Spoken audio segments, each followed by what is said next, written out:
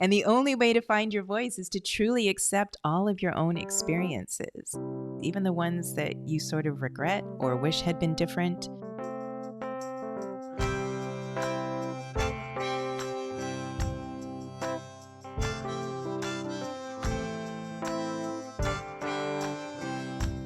Welcome to Talking About Kids. I am your host, R. Bradley Snyder, researcher, activist, and author of The 5 Simple Truths of Raising Kids.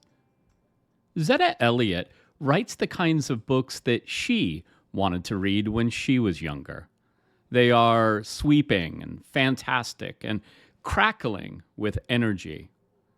Zetta and I discussed the latest addition to her Dragons in the Bag series, a book entitled The Oracle's Door. We also discuss what it means to kids to read about aspirational protagonists with whom they share experiences and gender and skin color. This episode was sponsored in part by the Arizona Department of Health Services Must Stop Bullying campaign through its Title V Maternal and Child Health Program. For more information, go to muststopbullying.org. Talking About Kids is designed to help parents and teachers and other professionals help kids. If you enjoy this episode, please give it a positive review and share it with your friends and colleagues. And now, the interview. I grew up in Canada. I'm Canadian. I've lived in the States longer than I lived in Canada, but when I was growing up outside of Toronto, because Canada is a former British colony, I was mostly reading British literature. I was mostly reading fantasy fiction, think The Lion, the Witch, and the Wardrobe. Although Frances Hodgson Burnett was a favorite of mine also, The Secret Garden. I was deeply immersed in stories that had some kind of magical element. A child found a key that opened a locked door, or they found a hidden world behind their clothes in the closet. But there was never anyone who looked like me in those stories. And, you know, even as a child, we don't necessarily have an understanding of racial difference, but you understand exclusion. You know how that feels to be left out. And so when I was an adult, I was working as a teaching artist and I was teaching kids creative writing. And that was how I started to write for kids. And immediately I started to write fantasy fiction because I just knew that that's what kids love. Kids love adventure. They love magic. They love mystery. And I tried to write myself back into the stories that I loved so much. I think once I had been to graduate school and I had that kind of critical skills to do that level of analysis, I could see how damaging it really is to children when they feel erased within literature. It's basically, you know, loving someone who doesn't love you back. And so I really wanted to invest my stories with a deep sense of love and a deep sense of recognition. You know, I see you. Right. Maybe other authors don't, or you know, unintentionally have left you on the margins, but I'm going to put you in the center because I know how empowering that can be. I think we know from, some really good research and a lot of other academics that not seeing yourself represented sometimes means, like to your point, loving somebody who doesn't love you back. But then it could also mean that you think, well, I just don't belong here. I'm an interloper, right? Right. And so there are plenty of people that when they don't see themselves represented in the media that they love, they decide that they can't participate in it in a deeper way. But you did. You wrote, even though you weren't seeing yourself represented. What made the difference for you, do you think? It's really interesting because I often talk about how my father, in some ways I write for my father. He passed 20 years ago, but he grew up in the Caribbean, also a former British colony, Nevis, and his grandmother used to make him stay inside and read Alice in Wonderland. And he hated that book so much that he stopped reading fiction. Wow. If you can imagine. So both my parents were teachers. My mom, a voracious reader, my kindergarten teacher. My dad, he read the newspaper and the Bible, and that was about it. So I think I might have inherited my storytelling skills from my grandparents. I often say storytelling skipped a generation in my family. So my mother was a big reader. My father was not.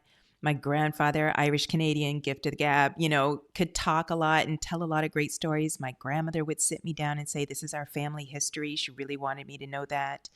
Um, I think storytelling for me was, again, a path to empowerment. When I was 8 or 9, I often write about that age group because that was a pivotal moment for me in my life. My parents got divorced. We moved into a new community. I had to go to a new school. I was no longer recognized as a gifted and talented student. I was Mm. working so hard to be seen by my teachers, to be recognized as someone who had something to contribute. And the way that I felt in control in some small way was by sort of making a story out of my life. And so, divorced parents, we would spend weekends with my dad, and, we'd go into his current apartment and there'd be a mattress on the floor and his lazy boy recliner, and that was about it. And an 8-track player. So we always had good music. And then he had an assortment of people he brought in and out of our lives, and it was challenging for me. And then that became challenging in our relationship. And I would, show up at school on Monday, and kids would gather around me in the schoolyard, like, "Woo, what happened to you?" Because I don't think I knew anyone who had divorced parents when Oh, I was a child. Like, I just felt different in so many ways. I was Black, and most of my friends were white. We were lower middle class, and most of my friends were middle class. There were just a lot of ways in which, my reality was foreign to them and theirs was foreign to me. But a way that I could build a bridge was by making it into a good story. And from the time I was in preschool, my report cards say that I had a delightful imagination, but I needed to stop telling stories to the other kids while the teacher was speaking. Like, it was a way, I was the baby of the family. Storytelling was a way to get attention. It's a way to get an audience. So it was empowering in a lot of those ways. I could decide who said what, who went where, who, what their names were, what they were wearing. As a child, so often you're just, you're at the mercy of the yeah. whims of adults, and storytelling was that one space where I could take power back. This is a great segue because your most recent book for intermediate readers is called The Oracle's Door. It's a prequel to your Dragons in the Bag series. And Mhm. I have to say that listening to you talk about your own experience, I can't help but think of your main character, Vinny. There's a lot that I think the two of you share, even though, if I'm not mistaken, the Oracle's Door takes place immediately after World War One, right, in Chicago. Right. Yep, 1919. But I see Vinny in this.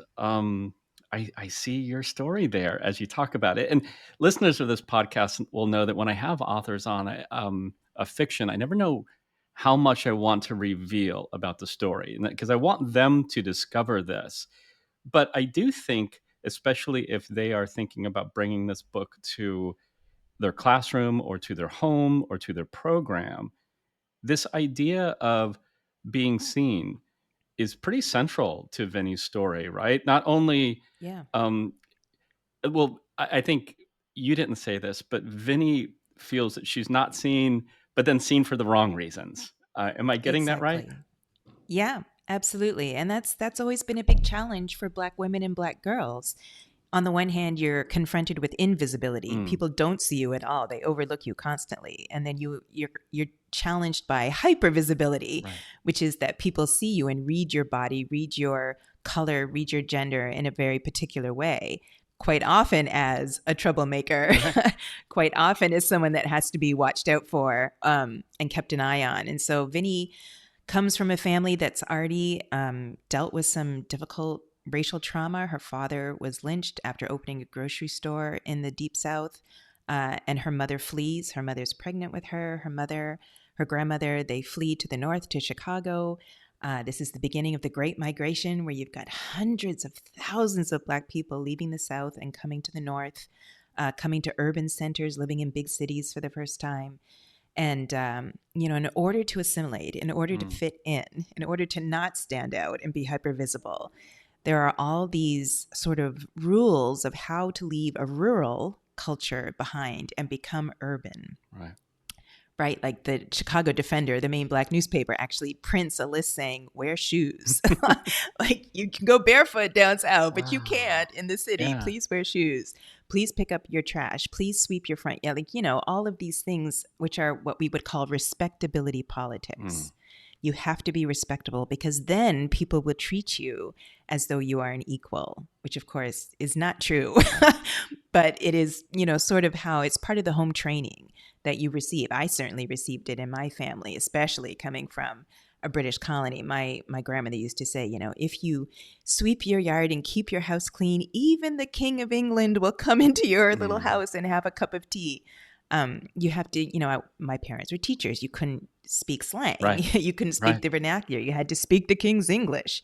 So Vinny has this family that's trying to tell her, be proper, be ladylike, wear your uniform. She's been, given a scholarship paid for by her mother's employer to go to this very Right. fancy elite private school where she isn't wanted and she doesn't feel like she fits in and she's always getting detention and getting into trouble.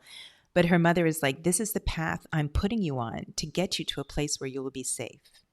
And Vinny just doesn't understand that sense of security because she's always felt secure in Chicago, whereas her mother had to flee for her life Right. basically from the South. So Vinny's a spunky girl. There's Yeah. always a bit of me in all of my characters. Right. And I wasn't particularly ladylike. I was a bit of a what we used to call a tomboy. And I was curious and I asked questions and I could never understand. I still don't understand to this day with book bans why people are trying to crush the spirit of inquiry in children because they just want to know. They just want to have answers. They want to have a conversation. Even if your answer is, I don't know. Right.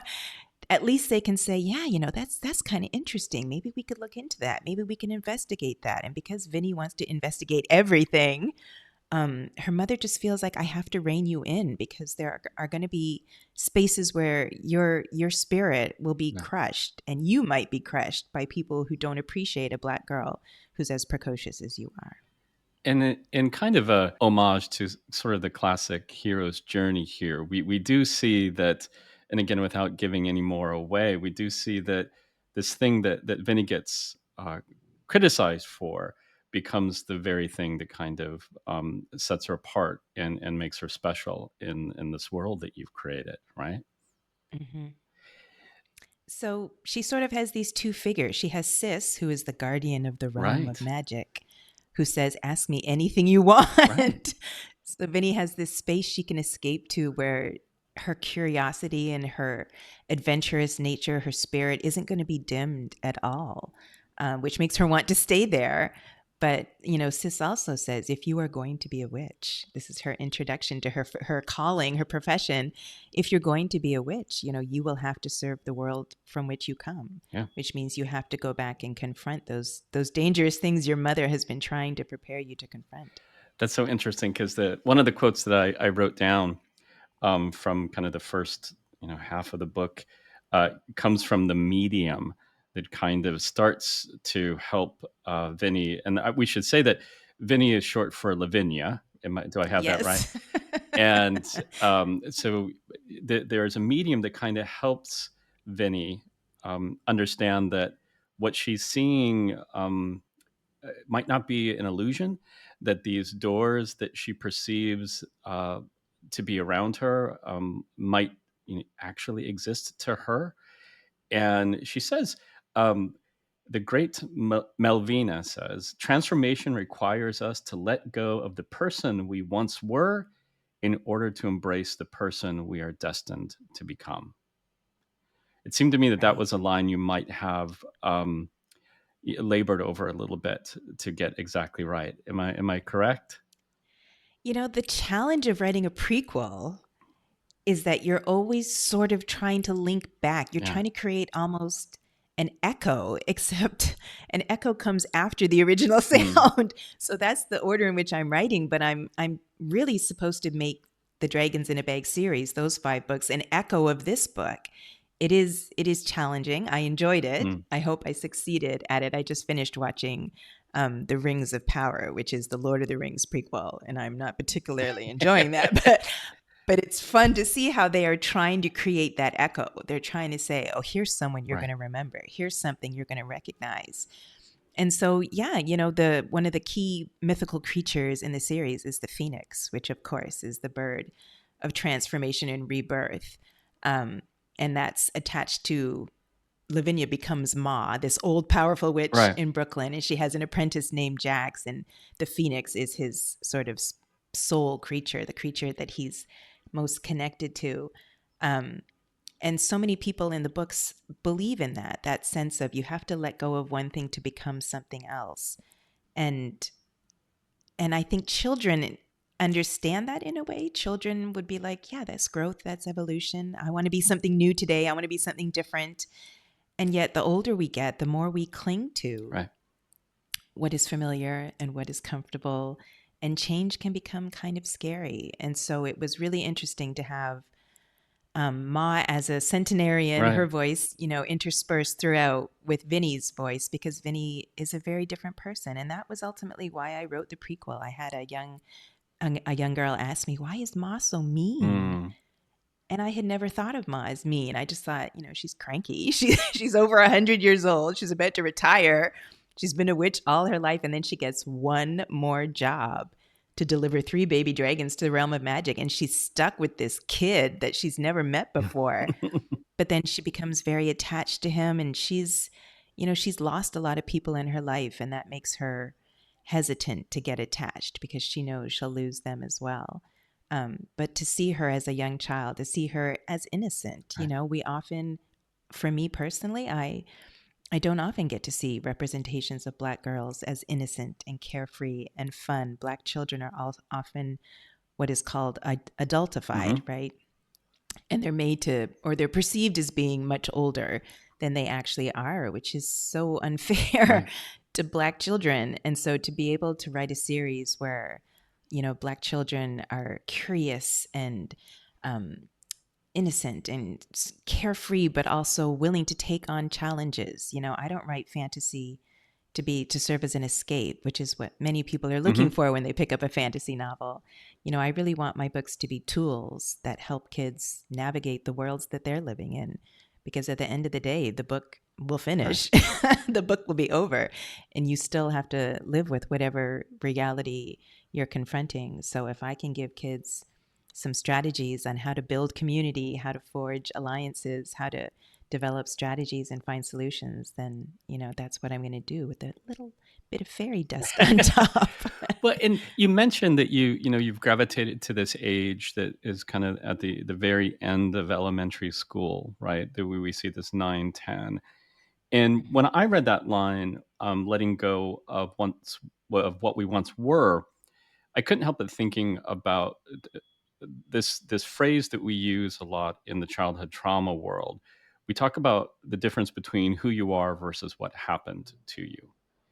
Mm-hmm. And I think a lot in, knowing a little bit about your other work as well, I think that looking at the character of Vinny, and then looking at that through the lens of some of your other work, part of what I see is so fantastic about what you create is that you're always teasing out the difference between who you really are versus what has happened to you because of either the color of your skin or the zip code that you were born into or something like that. In a lot of ways, writing is therapeutic for Right. me. I was talking to a friend last week who's going through a divorce, and I was getting choked up talking Yeah. to him about his family situation. I think I'm still recovering from my Mm. parents' divorce and other things that happened in my family. But I very clearly remember how it feels when you so desperately Mm. want to contribute something and nobody sees that you have value or worth or you have something to contribute. I think every person, regardless of age, wants to feel as though they have something to contribute to their community. And I do that. You're right. The end grade 5, that's a big Yeah. step to transition to middle school, and then you're transitioning your body, you're going through Absolutely. puberty, and let me tell you right now, I'm in perimenopause year Yeah. 9. So I'm going through my own transition. I think, trying to hold on to a core sense of who you are. And that's also one of the real advantages of writing for children is that I'm constantly reviewing Right. my own childhood and thinking or remembering, oh, that I was like that too. And oh, I used to love doing that. I remember my sister said to me once when we were probably in our 20s, you were such a happy kid. What happened to you? And I thought, she's the only person that sees me as like morose and, Yeah. and miserable. Um, but she's right. Like I was a super carefree, happy child, but I also spent a lot of time alone. And I think, when you're searching for a sense of Yeah. belonging and community, that's a huge theme through the whole series. I'm an immigrant. I constantly choose to put myself in situations where I'm brand new, where nobody knows me. It's a chance to invent yourself, but it's also a chance to sort of recuperate Hmm. from the ways in which people put you into a box and say that is who you are and who you will always be. I'm not in touch with my family, with my siblings, but I have a large extended family who are super supportive. I think I'm always wondering how we can invent something Mm. different. And that's what fantasy really does, right? Because when you're talking about magic, you're talking about power. And when you give power to kids, Yeah. they have to learn how to use it responsibly, which is a huge challenge, right? For someone who has had decisions made for them by someone else for their entire lifetime to suddenly have the fate of the world in their hands, they can't do that alone. And so they have to reach out and forge alliances and make make friendships and sometimes, build bridges to work with people that are different or trying to figure out who you can trust. I definitely think um, those are things I still Right. deal with, but I remember how challenging that was and how helpful it was to have teachers. My parents weren't that involved in my life, but I had Yeah. teachers and my friends' parents who were always checking in to say, you've got something. If I hadn't had an English teacher, Nancy Vickert, who said, if you want to be a writer, you will, I would never have known that was a path Right. for me. My parents weren't particularly interested in whatever skills I had as long as we were doing well in school, and we were. So to have somebody say, I see something in you, elders are really important in my books because they've been important in my life. And that notion that you're not alone, that some of the feelings that you Mm-hmm. are having have been felt by other people, right? That you're Mm-hmm. not, that there's not something wrong with you. And this is kind of a Exactly. universal adolescent feeling, right? Every adolescent thinks that they're the first one to go through these and have these weird, Mm-hmm. conflicting emotions and desires and all of that. And and by the way, I think an excellent companion piece to everything that you've been talking about is your book, Say Her Name, which is a Oh, wonderful book about thank poetry, you. of poetry that I take as just that. They are these affirmations, in particular to young Black women, that things that they have felt, maybe they felt guilty about, or that they have felt marginalized because of that. One, those feelings are felt by other people, and they were okay, and they got through it. And then sometimes but you don't also have to put up with it, right? There's some of that in there too, Exactly. if I'm right. But this brings me to this other question: did you start writing poetry before you started writing prose? I don't think so. Okay, When I was writing as a young person, I was writing for school. okay, And so I'm sure at some point we were assigned poetry, right, but I remember being in the eighth grade and being put in a special enrichment poetry class. And we were reading Robert mm, Frost, and I was just so turned off. And the vice principal thought, as usual, said, you have a bad attitude.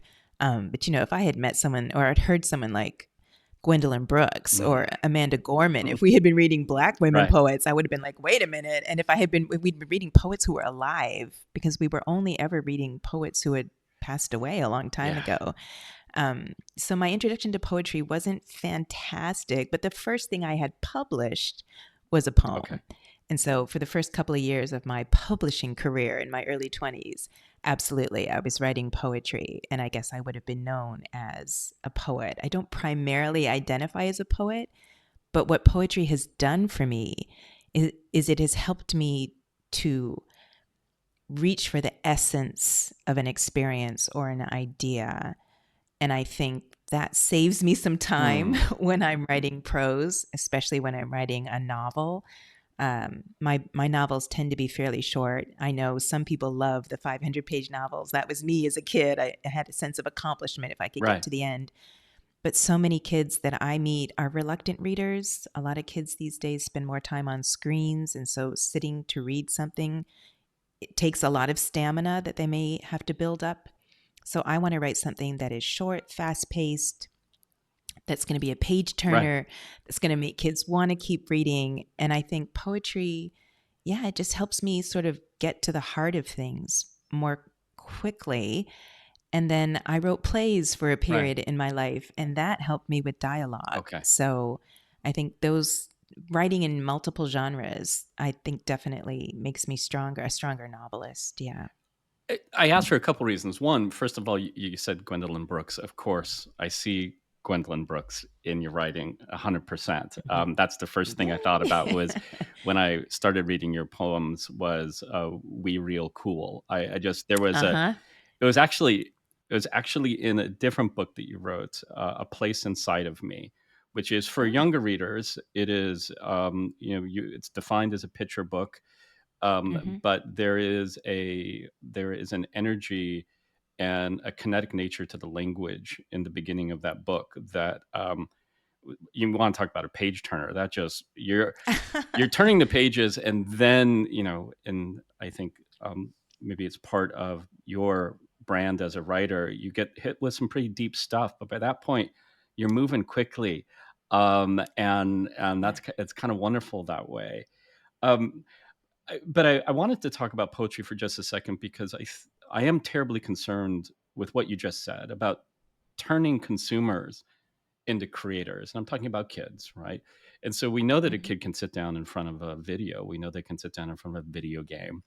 We know they can watch a lot of content, but how do they find their own voice? And I was just curious as to the extent to which poetry, which doesn't have as many gatekeepers, maybe helped you find that voice. Well, Jane Cortez, a Black woman poet, says, find your voice and use it, use your voice Yeah, and find it. And so, you know, coming from Canada, a British colony, having my favorite author was Charles Dickens, yeah, and then getting to the United States in graduate school, and I'm immersing myself in Black women's fiction and realizing I don't sound like Alice Walker. yeah, I don't sound like Toni Morrison. I want to, yeah, but I don't.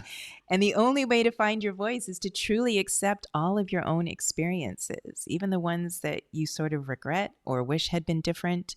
Um, yeah, so poetry for me, you know, I didn't think you could be a writer unless you were published. mm, So for a long time, I could just write poetry when I was very angry, which I generally did. It was a good way to get emotion out. And then people thought I was a spoken word poet, which I was not. mm. You're not going to get me up on stage doing a whole lot of dramatic performances. But yeah, poetry felt like, especially if you're dealing with something traumatic. You know, Elaine Scarry has said trauma resists Yeah, representation. And so trying to write a coherent right, narrative about something difficult you've gone through is so hard. But if you just say to kids, guess what? Free verse poetry has no rules. right. You can do whatever you want. You don't have to capitalize things. You don't have to use punctuation. It doesn't have to rhyme. Here, I made a poem by just making a list. Let's make a list. Right. You know, it's really accessible, and it doesn't have to be as coherent. I think poetry um, is a balm in a way. You know, if you've dealt with something traumatic. And like I said, I would write poetry when I was really angry. If there had been a police involved shooting, I would write a poem. And then I got to a point where I was like, you know what? I can write about something other than death. Right. And so that pushes you to then start looking for the beauty. And you find, you know, you find what you're looking for. Sometimes I do the National Poetry Writing Month in April, a poem a day, and then I'll just pick another month and be like, you know what, we're writing a poem a day this month. And Mhm. there's 30 poems, and they're not all great, but you get into the practice of seeing the world through the eyes of a poet. And I think that's invaluable. And of course, I can't help but think about, what Audre Lorde writes about when she says poetry is not a luxury. It's not a And luxury, right? we spend so much time on talking about kids, talking about trauma. It's a big theme in a lot of our guests is the adverse childhood experiences and childhood trauma. And when I read that essay by Audre Lorde, I realized that she believed, and after reading her and other research I've done, I do too, that poetry is the direct language to that amygdala, right? It's not an emotion put through some sort of other structured, logical way. We've been Mhm. told we have to construct and think about our emotions, and she goes as far as to say that she thinks that the logical is a tool of oppression, and particularly of women and of women of color. And so, and when you know the neuroscience of trauma, it's hard to say that she's wrong, right? So Right. anyway, I just saw that through line of poetry through not only your poems, but then I saw that language in your books. So I had to ask. So, it's I know that we've talked about this, but as kind of a closing remark, what do you hope kids take away, in particular from The Oracle's Door, your most recent book? I think a lot of children are probably sensing the uncertainty in our country right now, perhaps even the divisive nature Yeah. of politics. And I hope that if kids feel uncertain or afraid, that they can see the Oracle's Door as a tool, something they can put in their knapsack and walk around in the world, and know that when other children, imaginary children, confront difficult, scary situations, there are always people who help. There are always opportunities to make alliances and to use friends and neighbors and community members.